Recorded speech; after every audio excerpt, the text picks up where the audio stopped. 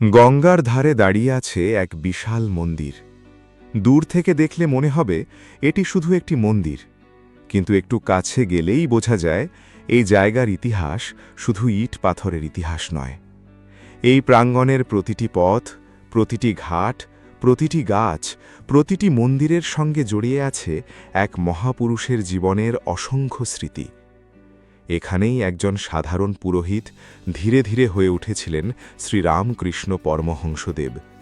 এখানেই তিনি মায়ের কাছে কেঁদেছেন, এখানেই কখনো ভক্তির উন্মাদনায় নিজেকে হারিয়েছেন, এখানেই প্রশ্ন করেছেন, মা তুমি কি সত্যিই আছো?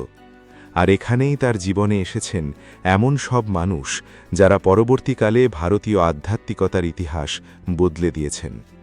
এই স্থানটি হল দক্ষিণেশ্বর, দক্ষিণেশ্বর কালী মন্দির। আজ আমরা শুধু মন্দিরের ইতিহাস শুনব না, চলুন কল্পনায় নয়, চোখের সামনে ছবির মতো করে ঘুরে দেখি সেই দক্ষিণেশ্বরকে। যে দক্ষিণেশ্বর ছিল রানী রাসমণির স্বপ্নের মন্দির, যে দক্ষিণেশ্বর হয়ে উঠেছিল শ্রীরামকৃষ্ণের সাধনার ভূমি, যে দক্ষিণেশ্বরের ঘাটে গঙ্গার জল আজও বয়ে চলেছে, কিন্তু সেই জলের ঢেউ যেন বহন করে নিয়ে চলেছে কয়েক শতাব্দীর আধ্যাত্মিক স্মৃতি। আপনারা দেখছেন সনাতন দর্শন কৃষ্ণ। আজকের এই যাত্রা শুরু করার আগে ভিডিওটি ভালো লাগলে অবশ্যই লাইক করবেন, চ্যানেলটি সাবস্ক্রাইব করবেন এবং কমেন্টে জানাবেন দক্ষিণেশ্বরের কোন স্থানটি আপনাদের সবচেয়ে বেশি আকর্ষণ করে। চলুন এবার ফিরে যাই ১৯ শতকের বাংলায়। সেই সময় কলকাতা ধীরে ধীরে আধুনিক শহরে পরিণত হচ্ছে, কিন্তু গঙ্গার তীরে তখনও বিস্তীর্ণ অঞ্চল জুড়ে ছিল গ্রাম, বাগান, নদীর ঘাট আর শান্ত প্রকৃতি। আজকের ব্যস্ত কলকাতার সঙ্গে সেই সময়ের দক্ষিণেশ্বরের কোনো তুলনাই হয় না। চারদিকে ছিল গঙ্গার বিস্তীর্ণ জলরাশি, নদীর ওপার থেকে ভেসে আসত নৌকার শব্দ, ভোরবেলা গঙ্গার জলে সূর্যের আলো পড়ত, আর সেই পরিবেশেই একসময় তৈরি হয়েছিল এক বিশাল মন্দির কমপ্লেক্স। এই মন্দির তৈরির পেছনে ছিলেন এক অসাধারণ নারী, রানী রাসমণি।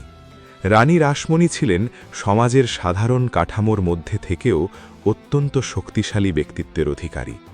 তিনি ছিলেন জমিদার পরিবারের কর্তা এবং দানশীলতার জন্য পরিচিত। কিন্তু দক্ষিণেশ্বর কালীমন্দির নির্মাণের গল্পের সঙ্গে জড়িয়ে আছে এক গভীর ধর্মীয় অনুভূতি। কথিত আছে কাশী তীর্থে যাওয়ার প্রস্তুতি নিচ্ছিলেন রানী রাসমণি। তার ইচ্ছা ছিল গঙ্গা পথে কাশী গিয়ে মা কাশীর দর্শন করবেন, কিন্তু যাত্রার আগের রাতে তিনি এক স্বপ্নাদেশ পান বলে প্রচলিত কাহিনীতে বলা হয়। স্বপ্নে দেবী তাকে নির্দেশ দেন কাশী যাওয়ার প্রয়োজন নেই, গঙ্গার তীরে একটি মন্দির নির্মাণ করে সেখানে তার পূজা করতে হবে। রানী রাসমণি সেই নির্দেশকে গভীরভাবে গ্রহণ করলেন। এরপর শুরু হল উপযুক্ত জমি খোঁজার কাজ। অবশেষে গঙ্গার তীরে দক্ষিণেশ্বর অঞ্চলে বিশাল জমি কেনা হয়, আর শুরু হয় এক বিরাট মন্দির নির্মাণের কাজ। আজ আমরা যে দক্ষিণেশ্বর কালী মন্দির দেখি, তার পিছনে রয়েছে বহু বছরের শ্রম, পরিকল্পনা এবং বিপুল অর্থ ব্যয়। মন্দিরটি শুধু একটি কালী মন্দির হিসেবে তৈরি হয়নি, পুরো প্রাঙ্গণকে এমনভাবে সাজানো হয়েছিল যাতে সেখানে বিভিন্ন দেবদেবীর উপাসনার ব্যবস্থা থাকে। গঙ্গার দিকে মুখ করে রয়েছে সারিবদ্ধ ১২টি শিব মন্দির, একদিকে রাধাকান্তের মন্দির, আর কেন্দ্রে রয়েছে বিশাল ভবতারিণী মন্দির। এই ভবতারিণী দক্ষিণেশ্বরের অধিষ্ঠাত্রী দেবী। এখন কল্পনা করুন আপনি প্রথমবার দক্ষিণেশ্বর মন্দিরে প্রবেশ করছেন। সামনে বিশাল প্রাঙ্গণ, দূরে কেন্দ্রীয় মন্দিরের চূড়া, আর তার পাশে এক সারিতে দাঁড়িয়ে থাকা ১২টি শিব মন্দির। যদি ভিডিওতে ড্রোন বা ওয়াইড শট ব্যবহার করা হয়, এই মুহূর্তে পুরো মন্দির কমপ্লেক্সের একটি এরিয়াল ভিউ দর্শকের সামনে তুলে ধরতে পারেন। দূর থেকে দেখলে বোঝা যায় এটি শুধু একটি মন্দির নয়, এটি যেন একটি সম্পূর্ণ আধ্যাত্মিক নগরী। মন্দির নির্মাণ সম্পূর্ণ হওয়ার পর ১৮৫৫ সালে ভবতারিণী দেবীর প্রতিষ্ঠা ও পূজা শুরু হয়। আর এই মন্দিরের ইতিহাসের সঙ্গে খুব দ্রুত জড়িয়ে পড়েন একজন মানুষ, তার নাম গদাধর চট্টোপাধ্যায়। যাকে পৃথিবী পরবর্তীকালে চিনবে শ্রীরামকৃষ্ণ নামে। কিন্তু তখন তিনি ছিলেন গদাধর। তিনি এসেছিলেন তার বড় ভাই রামকুমারের সঙ্গে। রামকুমার দক্ষিণেশ্বর মন্দিরের পূজার কাজে যুক্ত ছিলেন। পরবর্তীকালে গদাধরও মায়ের সেবায় যুক্ত হন। এখান থেকেই শুরু হয় এক অসাধারণ আধ্যাত্মিক অধ্যায়। চলুন এবার আমরা প্রবেশ করি মূল মন্দিরের দিকে। দক্ষিণেশ্বরের কেন্দ্রে দাঁড়িয়ে আছে নবরত্ন শৈলীর ভবতারিণী মন্দির। উঁচু ভিত্তির উপর নির্মিত এই মন্দিরের উপরে রয়েছে 9টি চূড়া। মন্দিরের সামনে রয়েছে প্রশস্ত নাট মন্দির, আর মূল মন্দিরের গর্ভগৃহে অধিষ্ঠিত মা ভবতারিণী। এখন চোখ বন্ধ করে এক মুহূর্ত কল্পনা করুন, প্রায় 150 বছরেরও বেশি আগে ভোরবেলা এই একই প্রাঙ্গণে দাঁড়িয়ে আছেন গদাধর। চারদিকে মন্দিরের ঘণ্টাধ্বনি, গঙ্গার হাওয়া, ভক্তদের আনাগোনা, আর তার চোখ শুধু মায়ের দিকে। তিনি মাকে কেবল পাথরের প্রতিমা হিসেবে দেখতেন না, তার কাছে মা ছিলেন জীবন্ত, সচেতন, স্নেহময়ী। আর সেই অনুভূতি থেকেই শুরু হয় তার অসাধারণ সাধনা।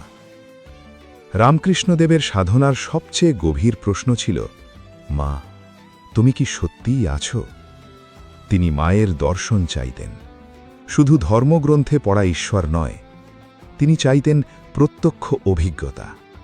এই আকাঙ্ক্ষা ধীরে ধীরে এত তীব্র হয়ে উঠেছিল যে তার জীবনের প্রতিটি মুহূর্ত যেন মাকে কেন্দ্র করে ঘুরতে শুরু করেছিল। তিনি মায়ের জন্য কাঁদতেন, প্রার্থনা করতেন, গান গাইতেন। কখনো কখনো এত গভীর ভাবাবেশে চলে যেতেন যে তার চারপাশের জগতের কথা ভুলে যেতেন। এখন আপনি যদি মূল মন্দিরের সামনে দাঁড়ান, আপনার মনে প্রশ্ন আসতেই পারে, এই জায়গাটিই কি সেই স্থান যেখানে রামকৃষ্ণদেব মায়ের জন্য কেঁদেছিলেন? হ্যাঁ, এই মন্দিরই তার সাধনার প্রধান কেন্দ্রগুলির একটি।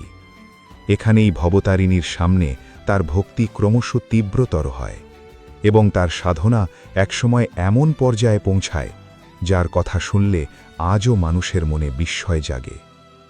তিনি অনুভব করতেন মা যেন তাকে দর্শন দিচ্ছেন। এই অভিজ্ঞতার ব্যাখ্যা নিয়ে বিভিন্ন মানুষ বিভিন্নভাবে ভাবতে পারেন। কেউ এটিকে গভীর আধ্যাত্মিক উপলব্ধি হিসেবে দেখেন, কেউ ভক্তির চরম অভিজ্ঞতা হিসেবে ব্যাখ্যা করেন।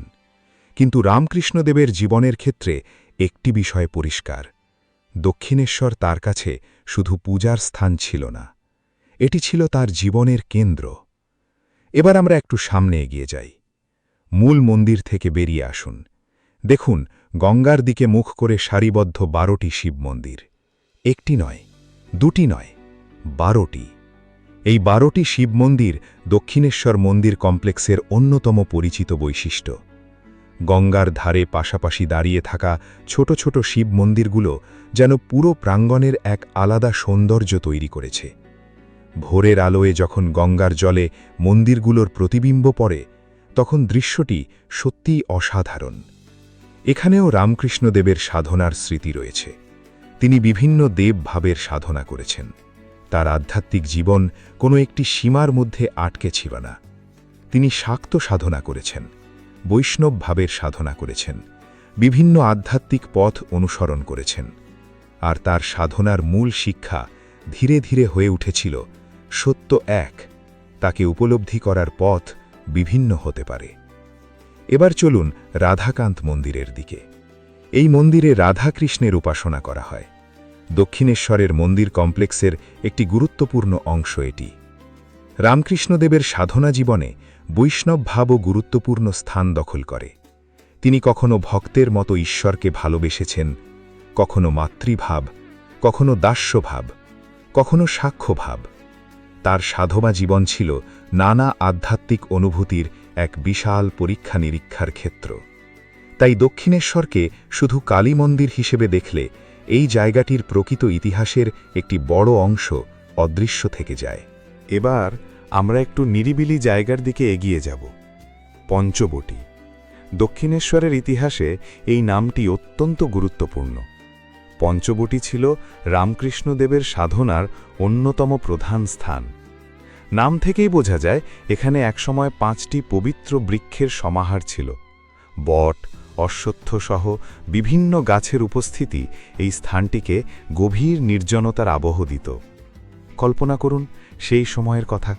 আজকের মতো এত মানুষ নেই, এত শব্দ নেই, এত গাড়ি নেই, চারপাশে গাছপালা, দূরে গঙ্গা, আর সেই নির্জন পরিবেশে একজন সাধক বসে আছেন ধ্যানের মধ্যে। এই পঞ্চবটির কাছেই রামকৃষ্ণদেব বিভিন্ন সাধনা করেছিলেন বলে তার জীবনী ও স্মৃতিতে উল্লেখ রয়েছে। এখানে তিনি ধ্যান করতেন, জপ করতেন, ঈশ্বর চিন্তায় নিমগ্ন থাকতেন। তার সাধনার বিভিন্ন পর্যায়ের সঙ্গে পঞ্চবটির নাম গভীরভাবে যুক্ত। এই স্থানটির সামনে দাঁড়ালে তাই মনে হয় এখানে শুধু গাছ ছিল না, ছিল এক সাধকের অন্তর্জগতের সঙ্গে বাইরের প্রকৃতির এক অদ্ভুত সংযোগ। এবার আমরা একটু এগিয়ে যাই। এই প্রাঙ্গণের আরেকটি গুরুত্বপূর্ণ স্থান হল নহবত। নহবত বলতে সাধারণত এমন একটি স্থান বোঝায় যেখান থেকে বাদ্যযন্ত্র বাজানো হতো। দক্ষিণেশ্বরের নহবত ভবনটি পরবর্তীকালে আরও একটি গুরুত্বপূর্ণ কারণে ইতিহাসে অমর হয়ে ওঠে। কারণ এখানে অবস্থান করেছিলেন মা শারদা, শ্রী শ্রী মা শারদা দেবী। রামকৃষ্ণদেবের জীবনের সঙ্গে তার সম্পর্ক শুধু পারিবারিক সম্পর্ক ছিল না, এটি ছিল এক গভীর আধ্যাত্মিক সম্পর্ক। দক্ষিণেশ্বরে শারদা দেবীর অবস্থানের সঙ্গে এই নহবত জড়িয়ে আছে। নহবতের ছোট্ট ঘরটির কথা ভাবুন।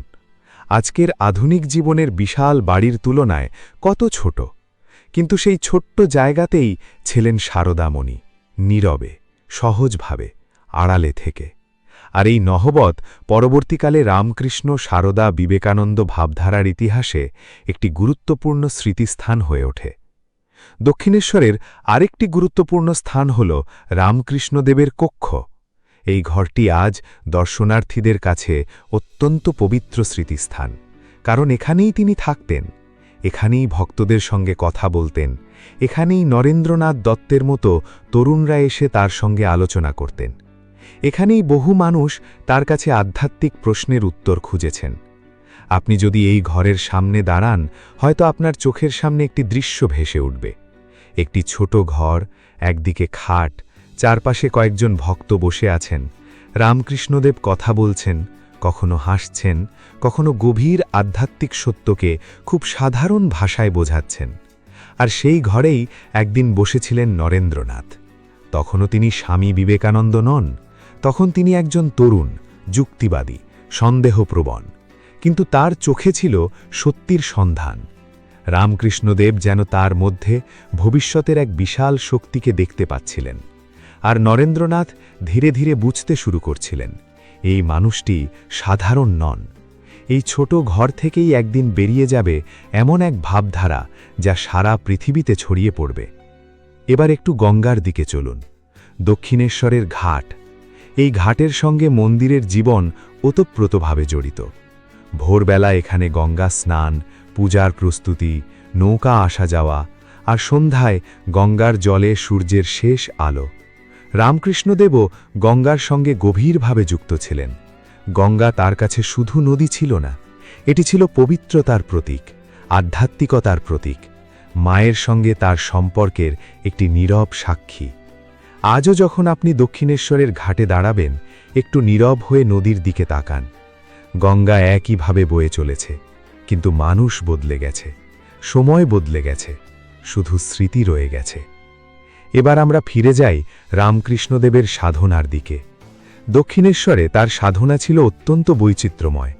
তার জীবনের আধ্যাত্মিক সাধনায় ভৈরবী ব্রাহ্মণীর গুরুত্বপূর্ণ ভূমিকা ছিল। তিনি রামকৃষ্ণদেবের কিছু আধ্যাত্মিক অভিজ্ঞতাকে শাস্ত্রীয় সাধনার আলোকে ব্যাখ্যা করেছিলেন। পরবর্তীকালে তোটাপুরী নামে এক সন্ন্যাসীর কাছ থেকে তিনি অদ্বৈত বেদান্তের সাধনা গ্রহণ করেন। এই ঘটনা রামকৃষ্ণদেবের আধ্যাত্মিক জীবনে এক নতুন অধ্যায় খুলে দেয়। যিনি একদিকে মাকে জীবন্ত অনুভব করতেন, তিনি আবার অদ্বৈত ব্রহ্মের উপলব্ধি সাধনায় প্রবেশ করলেন। এখানেই দক্ষিণেশ্বরের আধ্যাত্মিক ইতিহাসের গভীরতা। একটি মন্দির, একজন সাধক, কিন্তু সাধনার পথ বহু, কখনো ভক্তি, কখনো জ্ঞান, কখনো ধ্যান, কখনো ত্যাগ, কখনো ঈশ্বরকে মা হিসেবে দেখা, কখনো নিরাকার ব্রহ্মের অনুসন্ধান। রামকৃষ্ণদেবের জীবন যেন এক জীবন্ত পরীক্ষা, আর দক্ষিণেশ্বর ছিল সেই পরীক্ষার প্রধান ক্ষেত্র। এবার চলুন আবার পঞ্চবটির কাছে ফিরে আসি। কল্পনা করুন, সন্ধ্যা নেমেছে, গঙ্গার ওপর অন্ধকার, দূরে মন্দিরের ঘণ্টা, পঞ্চবটির গাছের নিচে বসে আছেন রামকৃষ্ণ। কোনো রাজকীয় পোশাক নেই, কোনো ক্ষমতার প্রদর্শন নেই, শুধু এক সাধক, তার একমাত্র আকাঙ্ক্ষা ঈশ্বরকে জানা। এই দৃশ্যই হয়তো দক্ষিণেশ্বরের সবচেয়ে বড় পরিচয়। কারণ মন্দিরটি তৈরি করেছিলেন রানী রাসমণি, কিন্তু দক্ষিণেশ্বরকে আধ্যাত্মিক ইতিহাসে অমর করে তুলেছিলেন রামকৃষ্ণদেবের সাধনা। রানী রাসমণি যদি এই মন্দির নির্মাণ না করতেন, তাহলে হয়তো ইতিহাস অন্যরকম হতো। আর রামকৃষ্ণদেব যদি এখানে তার সাধনার জীবন না কাটাতেন, তাহলে দক্ষিণেশ্বরের পরিচয়ও হয়তো অন্যরকম হতো। একজন তৈরি করলেন মন্দির, অন্যজন দিলেন তাকে আধ্যাত্মিক প্রাণ। এই দুই ইতিহাস একে অপরের সঙ্গে জড়িয়ে গেল। এবার একটু থামুন, চোখের সামনে ভেসে উঠুক আজকের দক্ষিণেশ্বর। ভক্তদের ভিড়, মন্দিরের ঘণ্টাধ্বনি, প্রসাদের গন্ধ, গঙ্গার বাতাস, মায়ের দর্শনের জন্য অপেক্ষা করছেন অসংখ্য মানুষ। আর সেই একই জায়গায় একসময় দাঁড়িয়েছিলেন রামকৃষ্ণদেব। একসময় এই প্রাঙ্গণে হাঁটতেন নরেন্দ্রনাথ, এসেছিলেন কেশবচন্দ্র সেন সহ সেই সময়ের বহু বিশিষ্ট ব্যক্তি, এসেছিলেন সাধারণ মানুষও। আর ধীরে ধীরে দক্ষিণেশ্বর হয়ে উঠেছিল এক আধ্যাত্মিক কেন্দ্র। রামকৃষ্ণদেবের চারপাশে জড়ো হতে থাকলেন বিভিন্ন ধরনের মানুষ, গৃহহী, সন্ন্যাসী, শিক্ষিত যুবক, সাধারণ ভক্ত, নারী পুরুষ নির্বিশেষে নানা মানুষ তার কাছে আসতেন। তিনি প্রত্যেককে তার নিজস্ব মানসিকতার উপযোগী করে কথা বলতেন, কখনো গল্পের মাধ্যমে, কখনো উপমার মাধ্যমে, কখনো গান দিয়ে, কখনো সরাসরি। আর তার কথাগুলো পরে সংরক্ষিত হয়েছিল, যা আজ আমরা কথামৃত নামে জানি। দক্ষিণেশ্বরের এই পরিবেশেই তার বহু কথোপকথনের স্মৃতি সংরক্ষিত হয়েছে। এবার চলুন রামকৃষ্ণদেবের কক্ষের দিকে আবার ফিরে আসি। এটি শুধু একটি ঘর নয়, এটি যেন এক আধ্যাত্মিক বিদ্যালয়। এখানে কোনো ব্ল্যাকবোর্ড ছিল না, কোনো বইয়ের ক্লাস ছিল না, কিন্তু মানুষ এখানে এসে নিজের জীবন সম্পর্কে নতুনভাবে ভাবতে শিখত। কেউ প্রশ্ন করত ঈশ্বর সম্পর্কে, কেউ সংসার সম্পর্কে, কেউ দুঃখ সম্পর্কে, কেউ ভক্তি সম্পর্কে। আর রামকৃষ্ণদেব তাদের বলতেন এমন সব কথা যা খুব সাধারণ অথচ গভীর। তিনি বলতেন, ঈশ্বরকে পাওয়ার জন্য আন্তরিকতা দরকার। শুধু মুখে ধর্মের কথা বললে হবে না, হৃদয় থেকে তাকে চাইতে হবে। এই শিক্ষা নরেন্দ্রনাথের জীবনেও গভীর প্রভাব ফেলেছিল। কিন্তু দক্ষিণেশ্বরের ইতিহাস শুধু রামকৃষ্ণদেবের সাধনায় শেষ নয়। এই জায়গা থেকেই পরবর্তীকালে তার শিষ্যরা এক নতুন যুগের সূচনা করেন। বিশেষ করে নরেন্দ্রনাথ দত্ত, যিনি হয়ে উঠেছিলেন স্বামী বিবেকানন্দ। রামকৃষ্ণদেবের মৃত্যুর পর তার শিষ্যরা যে সন্ন্যাসী সংঘ গড়ে তুলেছিলেন, তার মধ্যে বিবেকানন্দ ছিলেন অন্যতম প্রধান ব্যক্তিত্ব। পরবর্তীকালে তিনি ভারত ভ্রমণ করেন, দারিদ্র্য দেখেন, মানুষের কষ্ট দেখেন এবং উপলব্ধি করেন আধ্যাত্মিকতা শুধু নিজের মুক্তির জন্য নয়, মানুষের সেবার মধ্যেও ঈশ্বরকে দেখা যায়। এই ভাবনাই পরে তার বিখ্যাত কর্মদর্শনের অন্যতম ভিত্তি হয়ে ওঠে। আর সেই ভাবনার বীজ দক্ষিণেশ্বরের সেই দিনগুলোতেই। তাই দক্ষিণেশ্বর শুধু অতীতের একটি ঐতিহাসিক স্থান নয়, এটি ভারতীয় আধ্যাত্মিকতার একটি জীবন্ত স্মৃতি। এখানে রানী রাসমণির ভক্তি আছে, রামকৃষ্ণের সাধনা আছে, সারদা দেবীর নীরব ত্যাগ আছে, নরেন্দ্রনাথের প্রশ্ন আছে, আর বিবেকানন্দের ভবিষ্যৎ বিশ্বজয়ের বীজ আছে। এখন আমরা আবার পুরো মন্দির কমপ্লেক্সটিকে একবার কল্পনায় ঘুরে দেখি। প্রথমে গঙ্গার ঘাট, তারপর প্রশস্ত মন্দির প্রাঙ্গণ, সামনে ভবতারিণী মায়ের মন্দির, তার পাশেই নাট মন্দির, একদিকে রাধাকান্তের মন্দির, গঙ্গার দিকে সারিবদ্ধ 12টি শিব মন্দির, তারপর পঞ্চবটী, নহবত, রামকৃষ্ণদেবের কক্ষ, আর চারপাশে সেই পরিবেশ যেখানে একসময় দিনের পর দিন সাধনা, ভক্তি ও আধ্যাত্মিক আলোচনার ধারা চলত। এ যেন একটি মানচিত্র, কিন্তু এই মানচিত্রের প্রতিটি বিন্দুর সঙ্গে জড়িয়ে আছে একটি গল্প। মন্দির মানে শুধু স্থাপত্য নয়, ঘাট মানে শুধু নদীর ধাপ নয়, গাছ মানে শুধু গাছ নয়, একটি ছোট ঘর মানে শুধু একটি ঘর নয়। যখন ইতিহাসের সঙ্গে মানুষের সাধনা জড়িয়ে যায়, তখন স্থানগুলো স্মৃতির অংশ হয়ে ওঠে। এই কারণেই দক্ষিণেশ্বরে গেলে অনেক ভক্তের মনে এক বিশেষ অনুভূতি হয়। তারা হয়তো জানেন, ইতিহাসের সব ঘটনা প্রমাণ করা যায় না, তবু এই জায়গায় দাঁড়ালে মনে হয় এখানে একসময় সত্যিই একজন মানুষ ঈশ্বরের জন্য কেঁদেছিলেন, একজন মানুষ সত্যের জন্য জীবন উৎসর্গ করেছিলেন, একজন মানুষ নিজের সমস্ত অহংকার ঈশ্বরের কাছে সমর্পণ করেছিলেন। আর সেই সাধনার ফলেই জন্ম নিয়েছিল এমন এক আধ্যাত্মিক আন্দোলন, যার প্রভাব আজও রয়েছে। দক্ষিণেশ্বরের সবচেয়ে বড় শিক্ষা হয়তো এটাই, ঈশ্বরের সন্ধান শুধু বড় বড় কথায় হয় না, একজন মানুষের জীবন দিয়ে সেই সন্ধানকে সত্যি করে তুলতে হয়। রামকৃষ্ণদেব সেই চেষ্টা করেছিলেন। তার জীবন ছিল সাধনার জীবন, আর দক্ষিণেশ্বর ছিল সেই সাধনার প্রধান মঞ্চ। আজ আমরা আধুনিক জীবনে ব্যস্ত। Mobile phone, internet, social media, চাকরি, অর্থ, প্রতিযোগিতা, এইসবের মাঝে মন অনেক সময় অস্থির হয়ে যায়। তখন দক্ষিণেশ্বরের ইতিহাস আমাদের অন্য একটি জীবনের কথা মনে করিয়ে দেয়। একটি জীবন যেখানে মানুষের সবচেয়ে বড় প্রশ্ন ছিল, আমি কে? ঈশ্বর কে? জীবনের উদ্দেশ্য কি? মানুষের সঙ্গে আমার সম্পর্ক কি? আর সেই প্রশ্নগুলোর উত্তর খুঁজতে একজন মানুষ নিজের জীবনকে সাধনার পথে নিয়ে গিয়েছিলেন। তাই আপনি যদি কখনো দক্ষিণেশ্বরে যান, শুধু মন্দিরে গিয়ে প্রণাম করে ফিরে আসবেন না, একটু সময় নিয়ে চারপাশ দেখবেন, গঙ্গার দিকে তাকাবেন, 12টি শিব মন্দির দেখবেন, পঞ্চবটির দিকে যাবেন, নহবত দেখবেন, রামকৃষ্ণদেবের কক্ষের সামনে দাঁড়াবেন, আর চেষ্টা করতে, কল্পনা করতে, এই একই জায়গায় একসময় কি ঘটেছিল। তখন হয়তো দক্ষিণেশ্বর আপনার কাছে শুধু একটি পর্যটন স্থান থাকবে না, এটি হয়ে উঠবে একটি জীবন্ত ইতিহাস, একটি সাধন ক্ষেত্র, একটি স্মৃতিভূমি, একটি প্রশ্নের জায়গা। আর হয়তো নিজের মনেও একটি প্রশ্ন জাগবে, আমরা কি সত্যি ঈশ্বরকে চাই, নাকি শুধু ঈশ্বরের কাছে কিছু চাই? এই প্রশ্নই ছিল রামকৃষ্ণদেবের সাধনার কেন্দ্রবিন্দু। তিনি চেয়েছিলেন ঈশ্বরকে, শুধু ঈশ্বরের কাছ থেকে কিছু পাওয়া নয়। এই আকাঙ্ক্ষাই তাকে অন্যদের থেকে আলাদা করেছিল।